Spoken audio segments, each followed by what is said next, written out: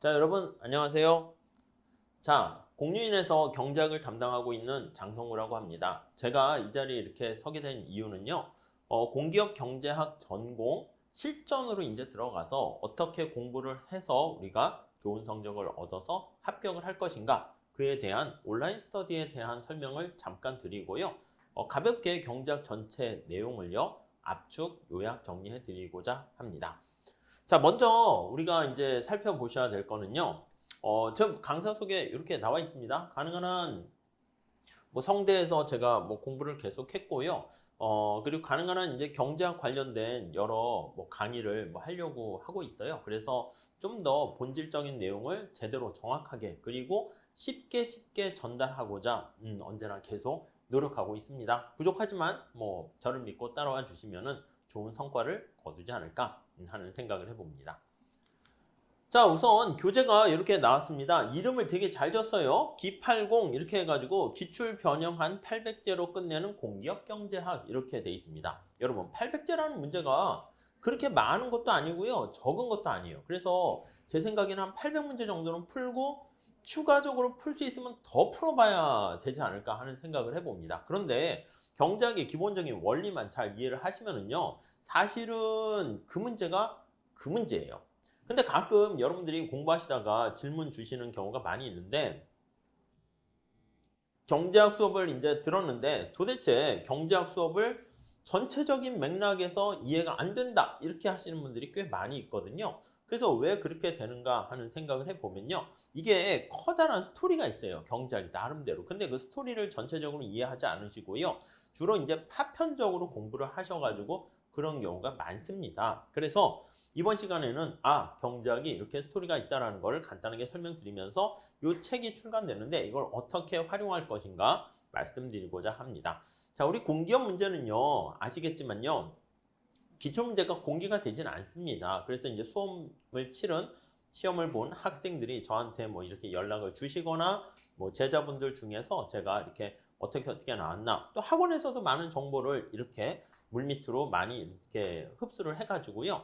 좀 입수를 해가지고 좀 이렇게 반영을 하려고 하고 있어요. 근데 시험 문제가 추세가 좀 패턴이 좀 바뀔 것 같아요. 예전에는 그냥 어떻게 보면 약간 성의가 없고 어떻게 보면 그냥 대충 나오는 문제였다라고 하면은 앞으로는요 문제가 좀 더 정형화되고 대신 또 난이도가 좀 어느 정도 올라가지 않을까 합니다. 작년부터 그러한 추세를 많이 보이고 있어가지고 이 책을 중심으로 한번 여러분들께서 뭐 진하게 공부를 하시게 되면 좋은 결과를 얻으실 것 같습니다. 자, 우선 이 책은요 장점이 뭐냐면요, 최근에 경작이 그런 경향을 보이고 있습니다. 날로 좀 어려워지고 있어요. 그래서 최근에 어떤 경제학의 추세를 좀 반영해서 만들었고요. 그리고 이제 중간에 보면 공부는 경제학할 때 그래프라든가 아니면 계산 이런 것도 많이 하긴 하는데요. 맞아요. 계산 문제를 좀 여러분들 잘 하셔야 돼요. 이 계산 문제가 사실 처음 보는 문제를 여러분들께서 푸신다 이게 아니라 정형화된 문제예요. 풀이 방법이 있어요. 나중에 보겠지만 수요 공급 이런 게 하나 있고요. 아니면 우리가 선택이라는 문제, 미리 공부하신 분들은 알겠지만 선택이라는 문제를 풀 때는요. 목적식과 제약식 이걸 두 개로 놓고 푸셔야 합니다. 그 제약식이 바로 희소성을 반영하는 것이거든요. 그래서 그 제약 조건이라는 걸 잘 보시고요. 제약 조건. 이러한 제약 조건 하에서 뭔가 내가 추구하고자 하는, 여러분도 마찬가지잖아. 제한된 시간 내에서 제한된 에너지 내에서 여러분들이 원하는 공기업에 취업을 하는 게 목적이다 라고 하면은 이왕이면 좋은 성적을 받는 게 좋겠죠. 그래서 이 목적식이라는 걸 통해 가지고 주어진 제약 조건 하에서 목적식 요렇게 해서 문제를 푸시면 됩니다. 그래서 그걸 차차차차 계속 말씀드릴 거고요. 자, 그래서 중요한 문제를 좀 선별했습니다. 중요한 문제를 선별했고요. 만약에 여러분들께서 이 문제 정도는 내가 다 커버를 했지, 더 많은 문제를 풀어보고 싶어, 괜찮습니다. 괜찮아요. 그런 경우에도 나중에 좀 이렇게 또 질문 주시거나 연락 주시게 되면은 그러면 또 추가적으로 공부할 문제를 제가 좀 더 선별해서 드리도록 할게요. 아셨죠? 그래서 이거는 뭐 약간 객관식 문제 중에서 괜찮은 걸 또 보셔도 되고요. 아니면 좀 주관식으로 쉽게 하면서 좀 뭔가 사고력을 확장시킬 뭐 그런 방법을 통해서도요. 좀 더 심화 있는 문제를 또 풀 수도 있어요. 자, 여기에는요. 주로 이제 기출 변형과 예상 문제 800제로 해가지고요. 약간 충분히 연습할 수 있는 문제를 담아놨다. 이렇게 생각하시면 될 것 같고요. 해설을 뒤에다 집어넣을까 했었는데 많은 분들이 또 번거롭다고 하시는 분들이 되게 많아요. 왜냐면은 시간이 없기 때문에 문제 빨리 풀고 또 해설해야 되는데 이게 착 찢어서 보기도 하고 왔다 갔다 하기도 그래서 여러분들을 믿고 해설을 좀 약간 우리 문제 바로 밑에 이렇게 넣긴 했어요. 그래서 문제 풀실 때는 그 해설을 가리고 푸는 것도 좋은데 제가 봤을 때는 처음 공부하실 때 여러분 오해하시면 안 돼. 나 기본 강의 들었는데 객관식 문제 바로 해설 가리고 풀면 풀릴까요? 안 풀려요, 안 풀려. 그럼 뭡니까? 맞아요. 이거는 기본 강의는요, 그냥 말 그대로 연습을 그냥 하는 거야. 그냥 기본기를 닦은 거고요. 요 실전 문제가요, 바로 진짜 말 그대로 실전처럼 푸는 건데, 요거는 여러분들이 또 다른 과목이라고 생각하시면 좋겠어요. 그러니까 무슨 말씀이냐면, 강의를 먼저 들으세요. 그래서 기출 변형 관련된 파트 강의를 먼저 들으세요. 들은 다음에 이런 문제는 이렇게 푸는구나 라는 걸 먼저 숙지를 하시고 나중에 차차 다시 말씀드리겠지만 그 다음 예상 문제가 있습니다. 예상 문제는 해설을 가리고 푸시는 거야. 아셨죠? 그래서 해설이 문제가 딱 봤더니 해설이 이해가 되면 그걸로 넘어가시고 근데 제가 또 나름대로 문제 푸는 방법을 또 말씀드릴 거 아니겠습니까? 그래서 이왕이면은 그것도 풀어보신 다음에 제 강의를 수강하시고 그렇게 이중적으로 하시게 되면은 충분히 고득점을 할 수 있지 않을까 하는 생각을 해봅니다. 자, 뭐 아시겠지만은 공기업과 관련된 경제학의 어떤 출제 범위가 단일 전공이 있고요. 요건 경제학을 조금 더 깊이 있게 빡세게 해야 될 것 같고요.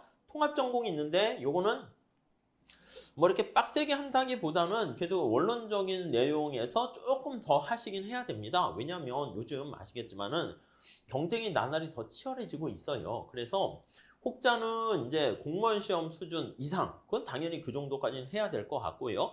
뭐 회계사까지 해야 되느냐? 근데 그거는 회계사 강의들의 경제학 과목이 많아가지고 이제 그동안은 이제 공기업 대비 경제학 강의가 많지는 않았거든요. 그러니까 이제 공부를 준비하는 친구들이 이제 그 강의를 듣거나 아니면은 회계사를 준비하다가 공기업으로 전향하는 친구들이 있어. 그러면 여러분들이 물어보잖아. 야, 너는 경제학 강의 뭐로 하니? 나 회계사 하는 걸로 하는데? 그럼 난이도가 좀 있긴 하거든. 그럼 여러분들은 헉 하고 겁을 먹는데 그 친구는 애당초 회계사 같은 거 준비하려고 하다가 그냥 공기업을 전향한 거야. 그러니까 자기가 원래 보던 책을 보는 것인데 여러분들은 처음 야, 그 정도까지 해야 되나? 겁을 먹는데 그러지 마세요. 무슨 말씀인지 아시겠죠? 그러니까 약간 시험 문제가 회계사가 있고 뭐 간평사, 공무원 뭐 다양한 시험 문제가 있어요. 경제학은요. 근데 약간 출제 포커스가 조금씩은 달라요. 그래서 우리 공유인에서 제가 경제학 공부 방법 이렇게 찍어놓은 거 있거든요. 그거 샘플로 한번 보시면 되는데 물론 겹치는 부분도 있지. 한 60% 정도는 겹치긴 하지만 약간 출제 포인트나 난이도나 이런 것들이 좀 다르기 때문에 뭐 회계사용으로 하면 좋지 않겠습니까? 뭐 좋죠. 근데 이제 공부 시간을 더 많이 투자를 하는 거지. 그럴 바에는 그러면 경제학 전공하신 다음에 대학원까지 가가지고 시험 보면 이 산으로 가는 거잖아. 너무 우에서 가는 거라고요. 무슨 말씀인지 아시겠습니까? 그래서 가능한 한 여러분들이 시간이 충분하지 않기 때문에 그리고 또 다른 과목들도 공부하셔야 되기 때문에 약간 제가 봤을 땐 통합 전공과 단일 전공도 좀 다르게 접근을 하시긴 해야 될 것 같은데 거기에 맞춤화되는 공부 전략을 우선 세우세요. 그게 이제 준비가 됐으면 조금 더 하시는 건 오케이, 괜찮아요. 근데 애시당초 목표를 막 너무 회계사용으로 하다가 경제학 포기 이거는 제가 봤을 때는 잘못된 길을 선택을 하시는 거라는 거죠. 아셨죠? 그래서 원하시는 그 여러 가지 공사라든가 공기업이라든가 금융권 등등 그 문제 타켓을 좀 준비 잘 해가지고 준비를 하시는 게 좋지 않을까 하는 생각을 해보고 있고요. 주로 이제 보시면은요 언제나 이제 경제학 원론 해가지고 이 뭐 같이 포함된다고 보시면 되겠습니다. 그리고 뭐 재정학이라는 것도 사실 보면은 경제학 원론 안에 다 들어가 있긴 하거든요. 그래서 지금 말씀드리는 우리 그 기본 강의 그거 우리가 이제 전공 관련된 그 기본 강의 좀 잘 보시고 그리고 이 문제를 통해 가지고 반복하시게 되면 충분히 좋은 성과를 거둘 수 있지 않을까 합니다. 그리고 이제 가끔 또 그것도 해보셔도 돼. 우리가 이제 기출이라고 해서 나와 있는 다른 책들도 있잖아요. 모의고사 있잖아요. 그런 것들도 좀 풀어보세요. 단답식이고 약간 요즘 추세에 맞지 않는 건데 근데 이제 그런 거 보면은 이 수업을 듣고 공부를 하신 다음에 보시면은 되게 쉽게 느껴지실 거예요. 아셨죠? 그래서 요 정도 하시면 좋겠습니다. 자, 온라인 스터디 활용법을 제가 간단하게 말씀드리면 첫 번째는요. 요 강의를요. 우리가 5개 차시로 길지 않게 마련할 거예요. 약간 핵심 정리를 할까? 복습이라 할까? 그 측면에서 마련한 건데 챕터별 기본이 되는 문제, 요런 게 중요합니다. 라고 말씀을 드릴게요. 그래서 만약에 오늘 제가 이 시간에 강의를 해서 문제를 몇 개 풀어드릴 텐데 그 정도 문제는 제가 풀 수 있을 것 같아요 하시면 바로 들어가셔도 되고요. 만약에 제가요 뭐 학교에서 경제원론 들었거나 뭐 다른 어떤 수업을 들었었는데요. 문제 보니까 이거 만만치 않고 그렇던데요 하시면 사실은 다시 가셔야 돼. 제 강의 기본 강의를 들으시거나 해가지고 다시 하셔야 됩니다. 아시겠죠? 그게 오히려 더 빠른 길이에요. 왜냐면 이게 접근하는 방법이 경작이 똑같더라도 이게 일관되게 이렇게 쫙 이렇게 접근을 하셔야 되거든요. 아셨죠? 그럼 여러분들한테 맡길게요. 제가 뭐라고 하긴 그래요. 제 강의를 다시 막 들으세요. 그건 아닙니다. 무슨 말씀인지 아시겠죠? 경작과시거나 이미 제가 설명드리는데 뭐 그 정도는 충분히 이해가 된다? 그러면 굳이 들으실 필요는 없어요. 많은 문제를 좀 계속 풀면서 단련시키는 게 중요합니다. 그래서 어떤 게 중요한가? 그걸 먼저 파악하는 시간을 갖도록 하겠고요. 그 다음에 오늘 이렇게 수강한 거기 나와 있는 어떤 기출 변형이라든가 출제 예상 문제를 좀 풀어보시면 될 것 같습니다. 그래서 자기가 이렇게 딱 봤을 때 취약한 어떤 개념 파트 있을 거 아니겠습니까? 그런 것들을 여러분들께서 다시 한번 정리를 해 주시면서 공부해 나가시면 되겠습니다. 그리고 스텝 3는 여러분들 아시겠지만 우리가 각각의 문제책이 있잖아요. 그거를 열심히 공부하신 다음에 2회독, 3회독 계속 하셔야 돼요. 근데 800문제가 실려 있어요. 거기가 넘버링이 1번부터 800번까지 있고 그 다음 모의고사가 있는데 한 두세 번 보면 책도 지저분해질 수 있고 그렇잖아요. 지저분하게 쓰세요. 지저분하게 쓰신 다음에 나 이 책 너무 지저분해. 그리고 중간중간에 여러분들이 오답 노트를 만드세요. 여기 이 친구 오답 노트 잘 만들었네요. 그래서 이렇게 만들거나 틀린 문제를 저 같으면 계속 틀리면 안 되지. 중요한 거는 자기한테 맞춤만 해가지고요. 가위로 오리세요. 가위로 오려가지고 이렇게 오답 노트에 만들어서 탁탁 집어넣으세요. 그럼 이 책 어떻게 합니까? 버리세요, 버리세요. 만약에 그 책이 꼭 필요하시거나 하면은 다시 저한테 연락 주시거나 하면 그 인증하는 거야. 나 이렇게 열심히 해서 책이 누더기 같이 너덜너덜해졌다. 알려주시면 제가 선물로 한 거를 드리도록 할게요. 아셨죠? 대신 열심히 공부하셨다는 인증 그걸 해주셔야 됩니다. 네, 그렇고요. 자, 그래서 오답 노트 잘 정리하시면서 자기가 어떤 파트가 약한지, 계산 문제가 약한지, 그래프가 약한지, 말 문제가 약한지. 이게 서술형 문제도요, 말로 딱 돼 있는 게 그래프가 이렇게 그려지셔야 돼요. 아셨죠? 그러니까 우리가 경작은요, 그래프로 환원해가지고 접근하는 걸 많이 사용하게 됩니다. 자, 그래서 공기업의 경작의 합격 방법은 뭐가 있는가라고 하면요. 먼저 얘 큰 틀인 맥을 좀 정확하게 잡아야 됩니다. 근데 보통 맥을 정확하게 잡지 못하는 경우가 있어요. 그러니까 백지에다가 여러분들이 미시경제학, 거시경제학, 국제경제학 도대체 내가 뭘 알고 있으며 뭘 다뤄야 하는가 그게 이제 백지에다 그림을 그릴 수 있거나 아니면 누가 1학년 경제학과 진입하려는 경제학과 수업을 들으려는 친구들이 있어. 여러분들한테 물어봐요. 야, 미시경제학은 뭐 배우는 거야? 그러면 그건 뭐 무차별 곡선 배우고 뭐 독점 이런 거 배워.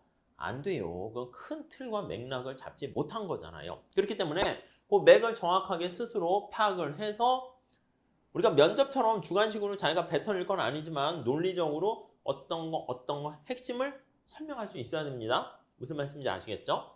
그 다음에 스터디메이트를 활용해서 공동체 학습법, 우리 카페 같은 걸 만들어 가지고요. 커뮤니티를 형성해 가지고 거기다가 여러분들 같이 공부할 수 있도록 좀 이렇게 준비를 하고 있거든요. 혼자 공부하는 것보다도 같이 여럿이서 같은 목적을 추구하면서 준비를 하시게 되면은 훨씬 더 좀 뭔가 이렇게 힘든 길을 조금 더 힘을 덜어낼 수 있지 않을까 해가지고요. 공동체 학습법을 사용하려고 합니다. 자, 진도를 좀 짜서요. 빠르게 반복하셔야 돼. 우리가 이게 어떻게 보면은 진득하게 너무 깊이 있게 천천히 가는 게 아니라 내용을 빨리빨리 보면서 까먹기 전에 또다시 보고 이거를 반복하시다 보면 완전히 자기 몸에 체화가 돼요. 어떻게 보면은 공기업 경제학의 문제 푸는 기계 뭐 이런 식으로 돼야 됩니다. 숙달돼야 된다는 것이죠. 이해 가시겠죠? 그리고 강의 듣는 거 저는 찬성합니다. 야, 공부는 말이야 자기가 혼자 하는 거야. 맞아요. 근데 사실은 경작이라든가 무슨 뭐 회계학이라든가 이런 과목들은요. 재미가 없어요. 재밌어요? 재미있으면 좀 약간 이상하신 분인 것 같은데 재미가 없어요. 그렇기 때문에 여러분들께서 시간 날 때마다 경쟁을 능동적으로 막 적극적으로 보려고 하는 거는 사실 제가 봤을 때는 조금 약간 불가능인 경우가 많아요. 그렇기 때문에 손을 놓을 가능성이 많거든요. 그러니까 강의를요, 다시 한번 또 보세요. 그래서 강의를 보실 때 첫 번째 보실 때는 가능한 한 배속을 하지 마세요. 배속하시게 되는 거는 이제 마음이 조급하다는 증거인데 경장이나 이런 과목들은요, 제가 말을 느리게 해서 느리게 하는 건 아니거든요. 제가 너무 빨리 하면은 여러분들이 못 따라오고 너무 느리지는 않게 지금 이렇게 하고 있는 거니까 괜히 배속을 올리면 제가 랩하는 것처럼 보이게 돼요. 아셨죠? 그러니까 속도를 올리지 마시고 처음 들을 때는 정 1배속으로 들으시다가 두 번째 이렇게 들으시거나 세 번째도 한번 그 파트 문제를 보세요. 풀었던 문제도 다시 한번 보세요. 그러면서 여러분들이 제 얘기를 집중해서 듣는 게 아니라 두 번, 세 번째 들으실 때는 그냥 이렇게 틀어놓으시고 그 문제를 제가 설명할 때 여러분들 스스로 좀 생각을 해보세요. 아셨죠? 그래서 돌려보기를 한 두 번, 세 번 이렇게 하시는 것도 괜찮습니다. 아셨죠? 가능한 한 똑같은 강의를 여러 번, 두 번, 세 번 보시면서 자기 걸로 소화시키는 그런 방법도 괜찮아요. 그리고 하루에 진짜 한 10문제 정도씩은 좀 풀어보세요. 그래서 10문제를 하면은 파트별 진도별로 보는 것도 있을 수 있고요. 아니면 중간중간에 띄어가지고 미시 봤다가 거시 봤다가 국제경제 봤다 왔다 갔다 하면서 10문제 골라가지고 보도록 하세요. 전에 제가 아는 어떤 분은 객관식 이런 시험 같은 경우는 거의 그냥 다 만점을 받는 분이 있었는데 그 친구는 어떻게 공부하나 봤더니 책을요, 문제를 통으로 머릿속에 암기하더라고요. 그러니까 사실 그렇게 암기하면 우리가 알고 있는 무슨 모의고사라든가 이런 것들이 문제가 다 그냥 오픈북 비슷하게 돼 있으니까 쉽게 맞죠. 야, 그럼 실전에서는 점수가 좀 맞아요. 실전에서는 자기가 암기를 하면서 물론 이해가 당연히 전제가 돼 있겠죠. 그래서 암기를 많이 해놓으니까 문제은행식으로 머릿속에 이게 다 저장돼 있으니까 실전에 가서는 그렇게 100점을 맞지 못하지만 거의 그래도 90점 이상씩은 맞는 것 같아요. 그래서 합격을 해서 뭐 이렇게 원하는 일을 하고 있는 경우를 봤는데 문제 자체를 꾸준히 많이 풀어보셔야 됩니다. 말로 경제학이란 뭐 기회비용이란 다 필요 없어요. 그냥 기회비용이 뭐야? 이렇게 말을 자기가 핵심어를 얘기하고 어떤 식으로 문제가 나오는데 이 문제는 이렇게 푸는 거야. 거기까지 되셔야 돼요. 아셨죠? 자, 정리하면 우선 큰 틀 맥을 잡으시고요. 공동체로 같이 공부를 하신 다음에 계획을 짜셔가지고 빠르게 무한 반복하는, 그리고 틀린 거는, 중요한 거는 자기 스스로가 좀 오답 노트를 마련하시면 좋겠다라고 보시면 되겠습니다. 자, 이번에는요, 스터디 구성 내용을 한번 설명드리도록 하겠습니다. 자, 먼저 미시편은 어떻게 되어 있냐면요. 우선 첫 번째 1차 시에서는요, 경작의 본질과 소비자와 생산자에 대해서 다루도록 할게요. 여러분, 경작이 뭔가요? 맞아요. 경작의 본질, 사고방식 이거는요. 경작은 선택의 학문이라고 말씀을 드렸는데 이걸 우리가 왜 선택해야 되냐라고 하면은 그렇죠. 어떤 자원이 희소하기 때문에 우리가 어쩔 수 없이 모든 걸 다 가질 수가 없단 말이에요. 그러니까 선택을 해야 되는 것이죠. 이해하시겠죠? 그래서 경작의 본질은 선택과 관련된 것인데 다시 말씀드릴 거예요. 그 선택은 반드시 뭔가 대가를 치르게 됩니다. 그게 바로 기회비용이다. 이렇게 보시면 될 것 같습니다. 자, 그래서 우리가 경작의 본질과 사고방식에서 기회비용 개념과 선택에 대한 말씀을 드리고요. 그 다음에 제일 중요한 게 여기 나와 있는 수요와 공급, 요거를 좀 볼 거예요. 자, 수요가 물건을 사겠다는 거죠. 소비자의 선택을 얘기하는 것이고요. 공급이 생산자의 선택을 얘기하는 겁니다. 그래서 이 수요와 공급에 소비자와 생산자의 내용이 다 들어가 있어요. 자, 우리 거래 대상이 되는 여기 아이스크림이라 할까요? 아이스크림 이렇게 있어요. 그리고 아이스크림에 대한 가격이 이렇게 있습니다. 그러면 이 수요 곡선은 아이스크림에 대한 가격에 대해서 소비자의 각각의 선택이 반영된 게 수요 곡선이고요.